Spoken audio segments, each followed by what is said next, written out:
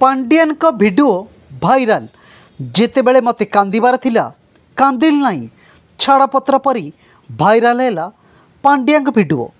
Cricketer Hardik Pandya एवं model Natasha Stankovic मध्य छाड़पत्र होइथिबा एक प्रकार स्पष्ट होइछि। अर्थात गुरुवार दुहे एने निज निज इंस्टाग्राम अकाउंट माध्यम सूचना देइछंती।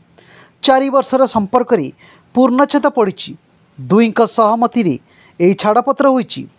यारी मध्य नताशा ट्रोल होउथिबा बेले हार्दिक एक पुराना वीडियो भाइराल होइछि जेउथिरे से इमोशनाल सह तांकर हृदयर कथा प्रकाश करिसंती।